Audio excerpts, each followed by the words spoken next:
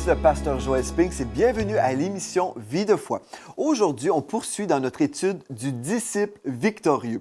Je glorifie le Seigneur parce que je crois que partout à travers la francophonie, plusieurs personnes sont en train de s'enraciner et puis on va vraiment avoir une armée de frères et sœurs vraiment équipés pour cette marche chrétienne, mais d'une façon victorieuse. C'est ça que Dieu veut. Donc, on a vu dans notre première émission le salut, et puis peut-être c'est à ce moment-là où vous avez vraiment donné votre vie au Seigneur Jésus, et pour cela, on dit gloire à Dieu. Dans notre dernière émission, nous avons vu le salut encore une fois, mais on a parlé de l'assurance du salut, et on a commencé à parler un peu d'une controverse qu'on va poursuivre aujourd'hui. Et c'est important en tant que nouveau chrétien que vous soyez déjà équipé à ce niveau-là avec cette réponse à la question que je vais vous citer dans quelques instants. Mais aussi, même si vous êtes un chrétien de longue date, peut-être vous êtes là et puis vous êtes encore confus. Peut-être vous avez entendu toutes sortes de choses concernant la question que je vais vous poser. Et puis aujourd'hui, c'est votre journée de délivrance où vous pourrez vraiment être juste rassuré et puis savoir que la vérité est là pour vous, la parole de Dieu est là pour nous donner la réponse à nos questions. Donc, la question s'impose. OK, le salut est gratuit en Christ. Gloire à Dieu, c'est par la grâce que nous sommes sauvés par le moyen de la foi. Cela ne vient pas de nous, ce n'est point par les œuvres afin que personne ne se glorifie. Bon, c'est très bien, j'ai compris ça. Mais maintenant, le don que j'ai reçu, est-ce que Dieu peut reprendre ce don-là et m'envoyer en enfer? Est-ce que le salut peut se perdre? Donc aujourd'hui, on va parler de la persévérance des saints. La persévérance des saints, et c'est une très bonne question. Et comme j'ai dit vers la fin de la dernière émission, il y a vraiment des camps dans le corps de Christ. Et même si vous êtes un nouveau chrétien, vous devez comprendre qu'il y a parfois des camps. Un camp qui dit ceci, un camp qui dit cela. Et puis, la religion veut qu'on se divise à cause des doctrines. Et puis, certainement, on doit se séparer des fausses doctrines qui nous éloignent de Christ. Par exemple, si quelqu'un dit, bien, Jésus est maudit, mais la Bible nous dit qu'il soit anathème. Si un ange même vous prêchez un autre évangile, qu'il soit maudit, selon Galates 1,8. Donc, oui, il y a des doctrines essentielles, comme Jésus est Seigneur, c'est une doctrine essentielle. On doit croire que Jésus est l'unique chemin vers le Père. Certainement, il y a des choses comme ça. On doit comprendre également que le salut est une grâce par le moyen de la foi. Il y a des compréhensions sur plusieurs sujets où des fois, on a des frères vraiment sincères qui ont étudié, qui ont écrit même des livres sur des sujets, et puis on a d'autres dans un autre camp qui ont fait la même chose. La Bible nous dit, ce qui va vraiment témoigner de notre foi, c'est l'amour que nous avons les uns envers les autres. Donc, on doit faire attention de ne pas avoir des camps et dire, bien, moi, je t'aime seulement si tu crois comme moi. Donc, déjà là, si vous êtes un nouveau chrétien, je veux vous aider à comprendre ceci. Dieu nous appelle à marcher dans l'amour. Dieu nous appelle à respecter les opinions différentes. Ça, c'est ma façon de voir les choses. Moi, j'aime ça, respecter les personnes qui comprennent la parole de Dieu d'une façon différente. J'ai ma compréhension et puis c'est certain que je vais enseigner la parole de Dieu aujourd'hui selon ma compréhension, selon la révélation que le Saint-Esprit m'a donnée. Mais si j'ai des frères qui comprennent les choses différemment, bien, je les aime quand même et que Dieu les bénisse. Amen? Donc, je réponds à la question, est-ce qu'on peut perdre notre salut? Bon, on va premièrement lire des versets parce qu'on veut laisser le Seigneur parler pour lui-même. Dans Hébreux 10, versets 35 à 39, il est écrit « N'abandonnez donc pas votre assurance, qu'on a vu dans notre dernière émission, l'assurance du salut, à laquelle est attachée une grande rémunération, car vous avez besoin de persévérance. » La Bible nous dit que j'ai besoin de persévérance. Si vous lisez votre Bible, vous pourrez lire les mêmes versets que moi, ou encore vous pouvez télécharger gratuitement le livre « Le disciple victorieux ». Téléchargez ce livre-là et puis vous pouvez suivre avec nous. Car vous avez besoin de persévérance afin qu'après avoir accompli la volonté de Dieu, vous obteniez ce qui vous est promis. Encore un peu de temps, celui qui doit venir, on parle ici du Seigneur Jésus, il ne tardera pas et mon juste vivra par la foi. Donc, on a été sauvés par la grâce, par le moyen de la foi et c'est la façon qu'on va vivre aussi, c'est par la foi. Et là, mais, il y a un mot mais. Mais s'il se retire, qui ça là? Mais le juste, si le juste se retire de la foi, mon âme ne prend pas plaisir en lui. Nous, ici, on s'imagine que c'est l'apôtre Paul qui a écrit Hébreux. Nous ne sommes pas de ceux qui se retirent pour se perdre. On ne parle pas ici du salut qui se perd, on parle de personnes qui se perdent. Voyez-vous la différence? Il y a des personnes qui se perdent d'après ce texte-là. Mais de ceux qui ont la foi pour sauver leur âme. Donc, vous me suivez jusqu'à présent? Donc, la persévérance, selon ce verset-là, je vous dis, la persévérance est importante. Amen. Donc, si vous êtes d'accord. Une autre chose qu'on doit comprendre, on doit demeurer fondé dans la foi sans se détourner de l'espérance de l'Évangile. Je vais vous lire le texte dans Colossiens chapitre 1, versets 21 à 23. Il est écrit, « Et vous, qui étiez autrefois étrangers et ennemis par vos pensées et par vos mauvaises œuvres, il vous a maintenant réconciliés par sa mort dans le corps de sa chair. » Donc, nous sommes réconciliés, amen, pour vous faire paraître devant lui, saints, irrépréhensibles et sans reproche. Donc, comme on a déjà vu, nous sommes parfaits en Christ. Amen. Verset 23. « Si du moins vous demeurez fondés et inébranlables dans la foi. » OK. Sans vous détourner de l'espérance de l'Évangile que vous avez entendu, qui a été prêché à toute créature sous le ciel et dont moi, Paul, j'ai été fait ministre. Donc, ce texte-là me dit que je dois demeurer fondé et inébranlable dans la foi sans me détourner de la foi. C'est ça que la Bible me dit. Je poursuis. Je dois aussi vivre conduit ou dirigé par le Saint-Esprit. Dans Romains 8, 14, ça dit « Tous ceux qui sont conduits par l'Esprit sont fils de Dieu. » Donc, si je suis vraiment un enfant de Dieu, je vais marcher selon l'Esprit de Dieu. On peut voir aussi dans Galates 5, versets 18 à 23, le fruit de l'Esprit, c'est merveilleux et on va hériter le royaume de Dieu en étant dirigé par l'Esprit de Dieu. Et là, dans Romains 8, versets 12 à 13, il est écrit « Ainsi donc, frères, nous ne sommes pas redevables à la chair pour vivre selon la chair. » Non, pas du tout. On ne vit pas selon la chair, mais selon l'Esprit, dirigé par l'Esprit. « Si vous vivez selon la chair, vous mourrez. Mais si par l'Esprit, vous faites mourir les actions du corps, vous vivrez. » OK, donc, je vous enseigne en ce moment qu'on doit marcher selon l'Esprit et ne pas accomplir les désirs de la chair. Gloire à Dieu, c'est biblique. On doit aussi être conscient qu'il y a des faux chrétiens dans le corps de Christ. En fait, j'aimerais ça vous recommander la série Vie de foi, où j'ai parlé de l'esprit du rejet. Et j'ai vraiment parlé des faux frères. Vous pourrez aller sur le site web enseigne-moi.com et trouver les émissions Vie de foi sur l'esprit de rejet. Et puis, on a vraiment parlé des faux frères. Je ne prendrai pas le temps maintenant d'enseigner ça parce que des fois, les gens sont là et disent, bien, je vois un chrétien, supposément, cette personne se dit chrétienne et puis finalement, elle vit comme le diable. Bien, comprenez qu'il y a des faux frères aussi parmi nous. Donc, ce n'est pas tous ceux qui se disent chrétiens qui le sont forcément. On arrive maintenant à la réponse à la question que je vous ai posée. Peut-on perdre notre salut? Dans Hébreux 10, verset 29, je vais vous poser la question d'une autre façon pour vous aider à réfléchir. Peut-on avoir été sanctifié ou purifié par le sang de Christ et par la suite offensé ou insulter notre Dieu de grâce? Je vous repose la question. Peut-on avoir été sanctifié, purifié par le sang de Christ et par la suite offenser ou insulter notre Dieu de grâce? C'est la même question en fait. Soit peut-on perdre notre salut ou la question que je viens de vous poser là.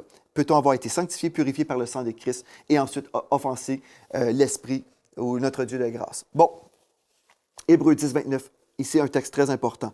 Ça nous dit ici, « De quel pire châtiment pensez-vous que sera jugé digne celui qui aura foulé aux pieds le Fils de Dieu, qui aura tenu pour profane le sang de l'Alliance par lequel il a été sanctifié et qui aura outragé l'Esprit de grâce. » Je vais vous lire maintenant dans la version français courant. Il est écrit, « Qu'en sera-t-il alors de celui qui méprise le Fils de Dieu, qui considère comme négligeable le sang de l'Alliance par lequel il a été purifié? » Donc, quelqu'un a été purifié par le sang de Christ et pourtant il méprise le Fils de Dieu.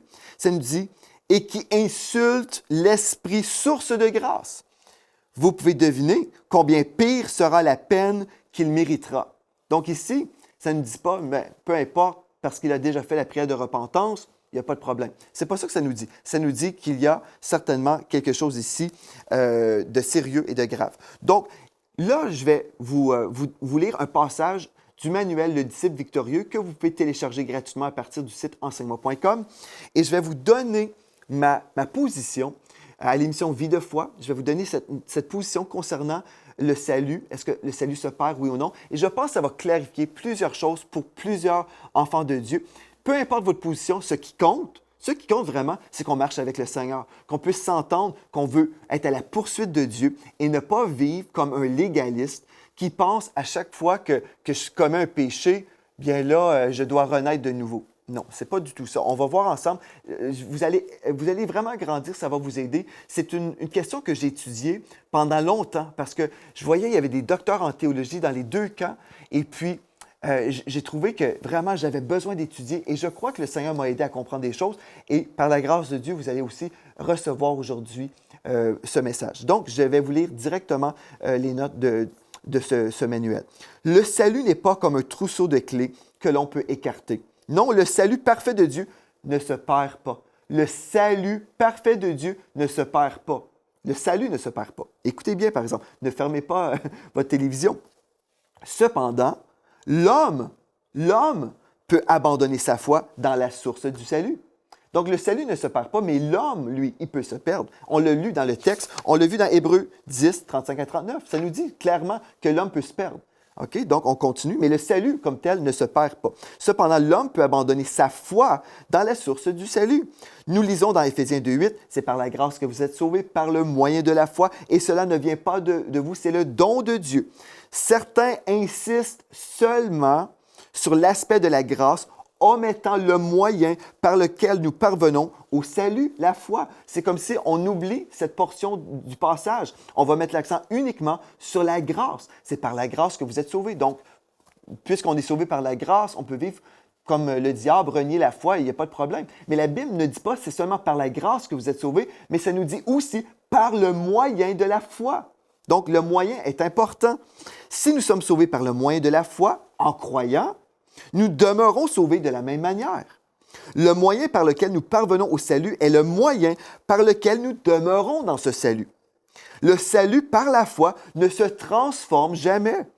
Est-ce qu'un croyant peut perdre son salut? Non, un croyant ne peut pas perdre son salut. Cependant, la question s'impose. Est-ce qu'un croyant peut cesser d'être un croyant? Ou encore, est-ce qu'un croyant peut cesser de croire? Évidemment, la parole de Dieu est claire. On retrouve plein de passages où on est exhorté, nous sommes exhortés à croire, marcher par la foi. Mais quand on marche par la foi, on parle ici de croyance. On doit croire la parole de Dieu. Donc, une personne peut cesser d'être un croyant, mais le croyant, celui qui croit en Jésus, ne peut pas perdre son salut. Il y a des gens, des fois, qui s'imaginent, bien, j'ai commis un péché, Dieu m'a enlevé mon salut, j'ai perdu mon salut. Non, c'est pas du tout ça. Il y a des gens, il y a des églises parfois où on voit les chrétiens avancent en avant de l'autel, en avant de l'église, parce que le pasteur a prêché sur le salut. On a fait un appel, une invitation, venez en avant pour donner votre vie à Christ. Mais il y a un chrétien qui vit sous la condamnation parce qu'il a chuté dans le péché. Il s'imagine que Dieu a enlevé son salut, il a perdu son salut parce qu'il a commis un péché. Ici, on a vraiment mal compris les choses. On s'est imaginé qu'on était sauvé par nos œuvres. C'est pas ça du tout. Donc, je poursuis avec mon explication. Mais comprenez, il faut vraiment faire la part des choses.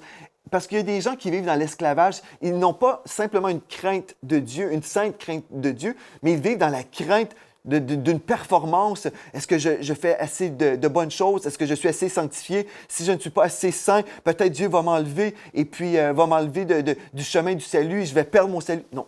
Il faut vraiment s'arrêter et revenir à la parole de Dieu. OK, on poursuit dans mes notes.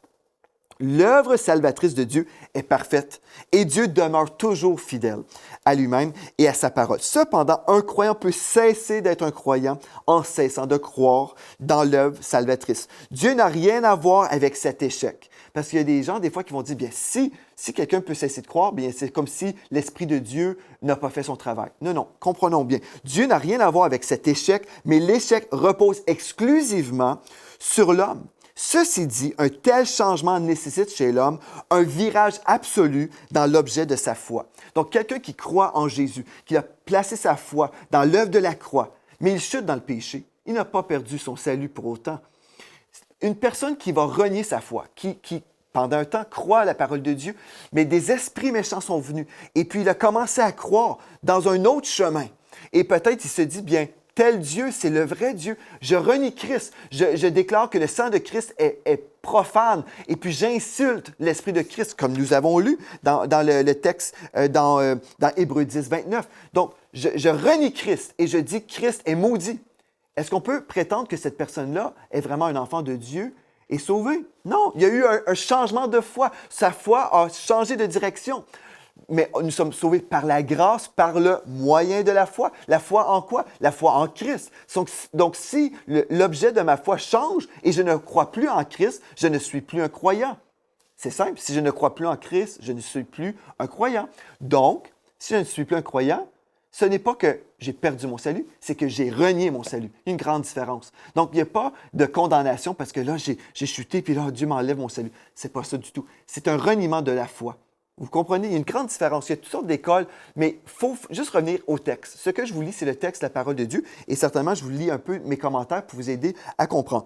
Nous ne parlons donc pas d'un simple moment de découragement ou de doute. Nous parlons ici d'un reniement de Jésus-Christ comme Sauveur et Seigneur. Un grand changement. Contrairement aux convictions de certains théologiens, l'être humain possède un libre arbitre qui lui permet de décider ou de refuser la seigneurie de Dieu dans sa vie. Par exemple, Adam avait le choix de suivre Dieu ou de s'en détourner.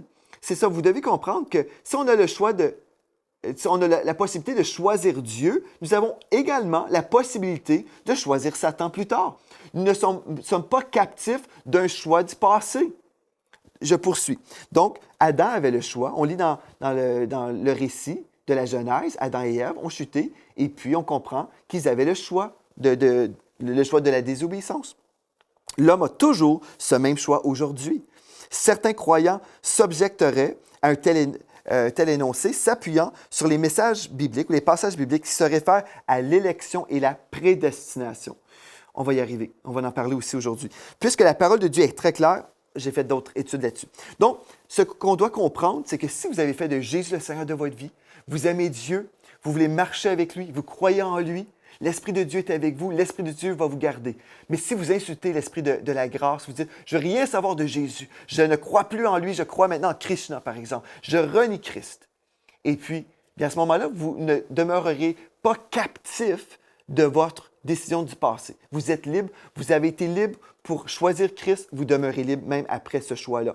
Mais pour y arriver, c'est un grand changement, c'est un très grand changement. Il faut vraiment changer l'objet de notre foi. Et puis, je ne crois pas que c'est si fréquent. Je pense, des fois, on s'imagine que les gens abandonnent le Seigneur parce qu'on voit que les gens ont arrêté d'aller à l'Église. J'ai connu des personnes qui ont arrêté d'aller à l'Église pendant 10 ans. Et les gens avaient dit, ils ont perdu leur salut. Et puis j'étais comme, ce n'est pas parce que la personne s'est éloignée de l'Église locale qu'elle a renié sa foi en Jésus. Et en fait, des fois, j'arrivais chez les gens et puis je retrouvais le mari en train de lire sa Bible. Il avait été blessé à l'Église, il s'était retiré de l'Église locale, il est encore sauvé, mais il ne bénéficiait pas de cette relation intime avec Dieu parce qu'il était en désobéissance à un certain niveau. Il avait abandonné l'Église locale et la parole de Dieu nous dit de ne pas faire ça. Donc, on comprend qu'il manquait certains bénéfices, mais éventuellement, il est revenu au Seigneur entièrement et aujourd'hui, il est pasteur. Donc, pour nous, on dirait bien, il a perdu son salut parce que pendant 10 ans, il a arrêté d'aller à l'Église. Pendant 10 ans, il s'est éloigné de Dieu. Mais il n'a jamais changé l'objet de sa foi. Et pour nous, 10 ans, c'est longtemps. Mais pour Dieu, c'est comme un clin d'œil. Vous comprenez? Donc, on est trop rapide à juger les gens. Et on est là, on est en train de juger, ah, lui, il a perdu son salut. Non, on ne perd pas notre salut. On renie notre salut. Si on ne veut plus croire en Christ, nous ne sommes pas obligés de croire en lui.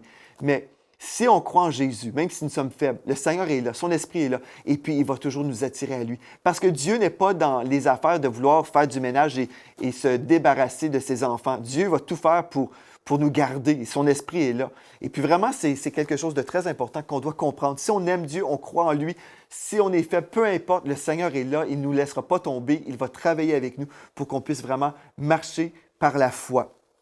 Et puis dans 1 Jean 1,9, ça dit, si nous confessons nos péchés, il est fidèle et juste pour nous les pardonner et nous purifier de toute iniquité. Donc, vous devez comprendre, Dieu n'a jamais créé des robots. Nous avons toujours le libre arbitre. Mais là, il y a des gens qui vont dire, oui, mais ça ne fait pas de sens parce que on entend parler de l'élection et de la prédestination. Et c'est une doctrine qu'on doit aborder dans cette série, oui, du disciple victorieux, parce que tôt ou tard, vous allez rencontrer quelqu'un qui va vous dire, qui va vous partager cette doctrine-là, et vous pourrez être troublé et dire, ah, est-ce que c'est possible? Est-ce que c'est vrai que Dieu sélectionne certaines personnes pour le salut? Et on va voir ensemble. Écoutez bien. Ici, on peut se poser la question, est-ce que Dieu veut sauver tout le monde? Bien, on a déjà vu dans une émission précédente, dans 2 Pierre 3,9, que Dieu veut que tous soient sauvés. Je vous répète, Dieu ne veut pas qu'aucun périsse, mais que tous arrivent à la repentance. Il veut que tous arrivent à la repentance. Donc, est-ce que ça fait du sens, cette croyance que Dieu choisit certaines personnes pour le salut? Parce que l'idée qu'on peut vivre avec Satan, marcher dans le péché, renier la foi en Christ et quand même se retrouver au ciel, c'est du fait que certaines personnes croient que Dieu a choisi certaines personnes au salut. Donc, si Dieu a choisi, qui sommes-nous? Nous n'avons aucune autorité. En fait, nous sommes juste comme des robots et Dieu a choisi qu'il était pour sauver certaines personnes et d'autres, puisqu'il n'a pas choisi que certaines personnes seraient sauvées, bien, c'est pas que Dieu a choisi que ces personnes-là iraient en enfer, mais par déduction, puisque Dieu ne les a pas choisis, forcément, ils se retrouvent en enfer. C'est une doctrine dans l'Église, dans le corps de Christ. Bien, malheureux, c'est malheureux, mais moi, je trouve que c'est vraiment triste parce que ces gens-là n'ont pas compris la bonté de Dieu. Dieu est bon, Dieu veut sauver tous les hommes. C'est écrit dans la parole, il ne veut pas qu'aucun périsse. Je ne sais pas comment on peut être plus clair. Dieu veut sauver tous les gens. Christ est mort sur la croix pour payer la dette de péché de tous les hommes. Car Dieu a tant aimé le monde, qu'il a donné son Fils unique, afin que quiconque croit en lui ne périsse point, mais qu'il ait la vie éternelle. Donc, quiconque, faites-vous partie du quiconque. Certainement, Dieu aime tout le monde, Dieu veut sauver tout le monde. Bon, mais là, sommes-nous des robots? Est-ce que l'homme exerce sa volonté en ce qui concerne son salut? Bien, dans l'Apocalypse 22, verset 17, ça nous dit ici, « L'Esprit et l'épouse disent, viens. Et que celui qui entend dise, viens. Et que celui qui a soif vienne. Que celui qui veut prenne de l'eau de la vie gratuitement. » L'eau de la vie. Si on veut, on peut prendre l'eau de la vie. C'est ça que ça nous dit dans la parole de Dieu. Dans Deutéronome 30, 19, ça nous dit « Choisis la vie afin que tu vives, toi et ta postérité. » On l'a déjà vu, ce texte-là, dans d'autres émissions.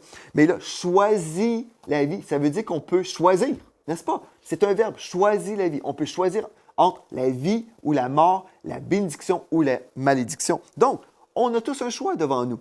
Est-ce que le moment qu'on devient un enfant de Dieu, que Dieu dit « Ah, non, maintenant vous n'avez plus le choix ». Non, on a toujours le choix.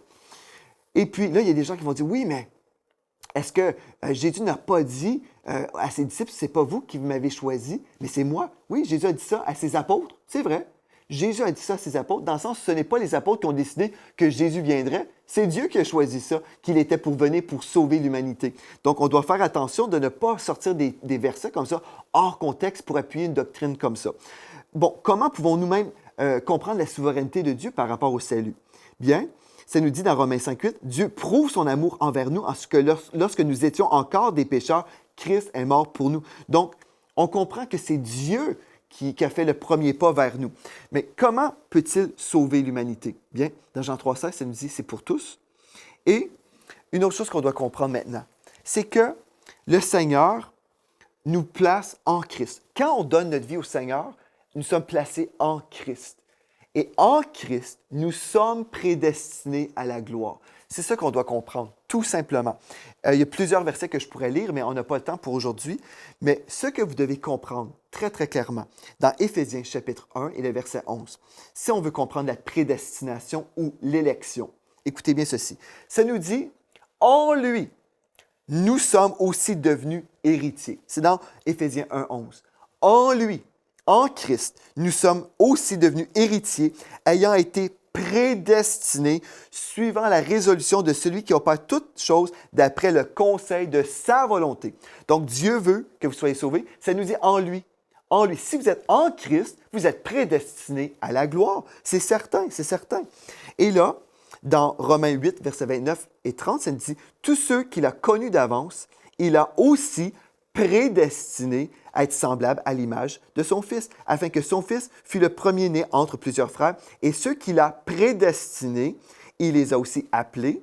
Et ceux qu'il a appelés, il les a aussi justifiés. Et ceux qu'il a justifiés, il les a aussi glorifiés. » C'est très, très simple. Si vous êtes en Christ, en lui, vous êtes prédestinés à la gloire. Pourquoi? Parce que Christ est prédestiné à la gloire. Et puis, un autre texte dans Éphésiens 1, verset 3 et 6 à 6, ça nous dit « Béni soit Dieu le Père de notre Seigneur Jésus-Christ, qui nous a bénis de toutes sortes de bénédictions spirituelles dans les lieux célestes en Christ. En lui, Dieu nous a élus. » C'est le texte, c'est tellement clair. J'étais dans un séminaire et puis on enseignait sur l'élection et j'étais comme, je ne comprenais pas comment le professeur pouvait dire que Dieu choisissait certaines personnes pour le salut. Mais j'ai dit, mais Adam et Ève ont eu un choix. Depuis quand nous sommes devenus des robots? Et là, le professeur, je ne voulais pas manquer de respect ou d'honneur envers le professeur, mais j'étais vraiment confus, je ne comprenais rien.